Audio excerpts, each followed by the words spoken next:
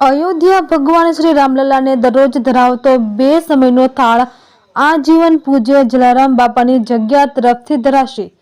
તેવો નિર્ણય વીરપુર જલારામ બાપાની જગ્યાના ગાદીપતિ રઘુરામ બાપા દ્વારા કરવામાં આવ્યો હતો। તેમજ ગત તારીખ 22 અને 23ના અયોધ્યામાં શ્રી રામલલ્લા પ્રાણ પ્રતિષ્ઠા નિમિત્તે શ્રી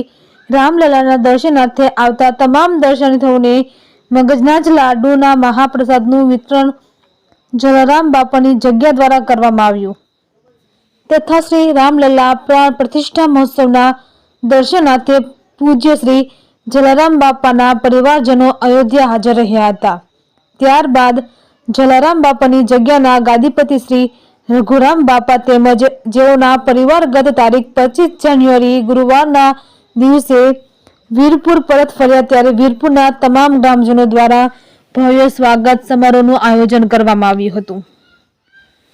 જલારામ બાપાની જગ્યાના ગાદીપતિ શ્રી રઘુરામ બાપા તથા તેમના પરિવારજનો ગત તારીખ 25ના વીરપુર પરત ફર્યા ત્યારે વીરપુરના તમામ ગ્રામજનોએ એસઆરપી બેન્ડ સાથે અને બહેનોએ સામૈયા સાથે બાપાના પરિવારજનોનું સ્વાગત કર્યું હતું અને અયોધ્યા મગજના મહાપ્રસાદની વિતરણ વ્યવસ્થા માટે જે સ્વયંસેવકો વીરપુરથી અયોધ્યા ગયા હતા જે આજે જેઓના ડ્રેસ કોડમાં જ પરત ફર્યા અને પરત ત્યારે વીરપુરના ગ્રામજનોએ તેઓનું પણ ભવ્ય સ્વાગત કર્યું હતું। રિપોર્ટર ભાગ્યેશ ડોબરિયા, વીરપુર।